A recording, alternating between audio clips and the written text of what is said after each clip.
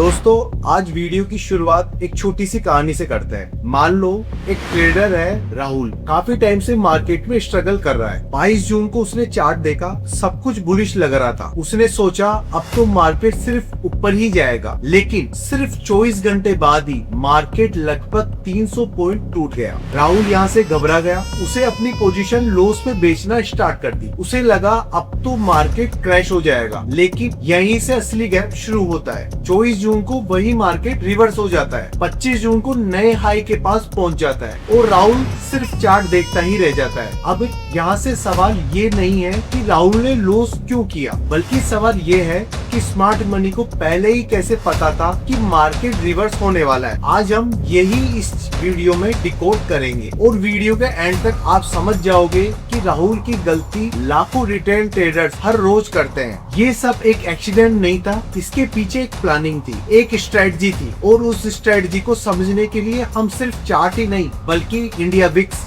वीवैप, PCR और open interest को भी देखेंगे। और बिलीव कीजिए इस वीडियो के बीच में एक ऐसा डेटा पॉइंट आएगा जिसे देख के आप समझ जाओगे कि बड़े प्लेयर्स मार्केट को चलाते कैसे हैं। नमस्कार साथियों, स्वागत है आपका स्ट्रेटजी लैब पर। मैं हूं कृष्णा। देखिए 22 जून को मार्केट बिल्कुल शांत थी। निफ्टी 24,000 के ऊपर सस्टेन कर रहा था। इंडिया विक्स सिर्फ 12.90 पर था, मतलब मार्केट में पैनिक नाम की कोई भी चीज नहीं थी। प्राइस वीवैप के ऊपर था, यानी इंस्टीट्यूशंस क्वाइटली बाइट कर रहे थे। पीसीआर भी लगभग 1 के आसपास था। कॉल और पुट ओआई में कोई भी बड़ा डिफरेंस यहाँ नजर नहीं आ रहा था, लेकिन यहीं से स्मार्ट मनी अपनी अगली चाल शुरू कर चुका था और रिटेल ट्रेडर्स को उसकी खबर तक नहीं थी। अब अगले ही दिन 23 जून को सुबह मार्केट खुलता है और धीरे धीरे सेलिंग बढ़ने लगती है। निफ्टी लगभग 300 पॉइंट टूट जाता है। एक ही दिन में इंडिया विक्स 12.90 से सीधा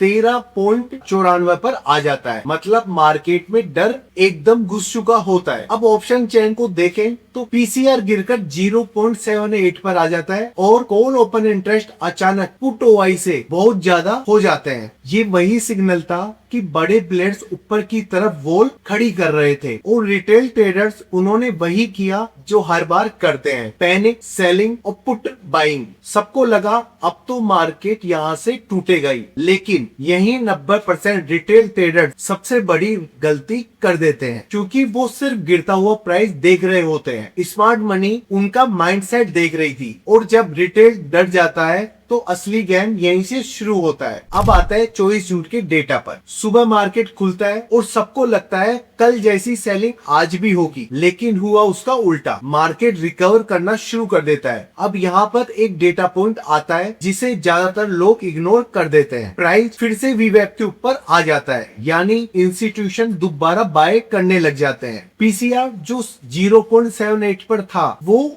1.19 पर आ गया था। एक ही दिन में सेंटीमेंट पूरा बदल गया। इंडिया विक्स भी गिरना शुरू हो गया। 13.94 से 13.39 के आसपास यहाँ देखने को मिला। यहाँ से डर कम होने लगा और इसी वक्त जो लोग शॉर्ट पोजीशन लेकर बैठे थे वो यहाँ फंस गए। उन्हें अपनी पोजीशन कवर करनी शुरू कर दी और वहीं शॉर्ट कवरिंग रिकवरी को रॉकेट बनाती हुई चली गई। लेकिन कहानी अभी खत्म नहीं होती, क्योंकि 25 जून का डेटा मतलब आज का बताता है कि ये सिर्फ रिकवरी नहीं थी, बल्कि इंस्टीट्यूशन का कॉन्फिडेंस वापस आ चुका था। अब मार्केट बिल्कुल ही अलग दिख रहा था। इंडिया विक्स और नीचे गिर गया, 12.77 पर आ गया। फियर ऑलमोस्ट खत्म हो गया। पीसीआर सीधा 1.34 पर पहुंच गया, मतलब पुट राइटिंग एग्रेसिवली बढ़ चुकी थी। प्राइस फिर वीवैप के ऊपर पहुंच गया और यहाँ से ओपन इंटरेस्ट ये कह रहा था 24,200 के आसपास बायर्स खड़े हैं। अब पूरी स्टोरी को अपन कनेक्ट करते हैं। 22 जून को तो कॉन्फिडेंस था, 23 जून को फियर देखने को मिला, 24 जून को शॉर्ट कवरिंग हुई और 25 जून को कंफर्मेशन हो गया। ये चार्ट का पैटर्न नहीं था,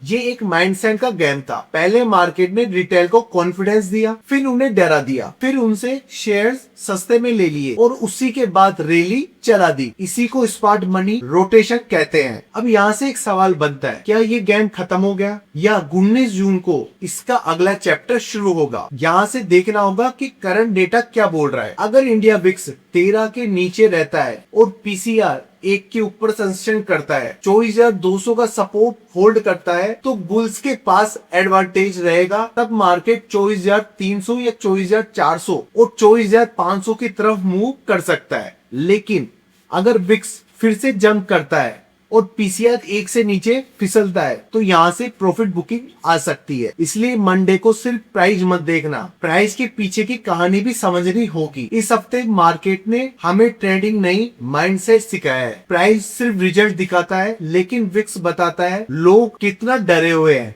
वीवेब बताता है इंस्टीट्यूशन किस साइड में खड़े हुए हैं। पीसीआर बताता है ऑप्शन राइटर क्या सोच रहे हैं, और ओपन इंटरेस्ट बताता है बड़े प्लेयर्स अपनी पोजीशनिंग कहां बनाने जा रहे हैं। जिस दिन आपने ये 4 चीजें एक साथ पढ़ना शुरू कर दी, उस दिन मार्केट आपको सिर्फ ग्रीन और रेड कैंडल्स का गेम नहीं लगेगा, बल्कि एक ऐसी स्टोरी लगेगी जिसका अगला चैप्टर आप पहले से ही समझ चुके होंगे। अगर वीडियो पसंद आया है तो वीडियो को लाइक जरूर कीजिए। आपके हिसाब से 29 जून को मार्केट में क्या रहेगा, ब्रेकआउट होगा या कंसोलिडेशन? कमेंट करके जरूर बताएं। थैंक यू, जय हिंद।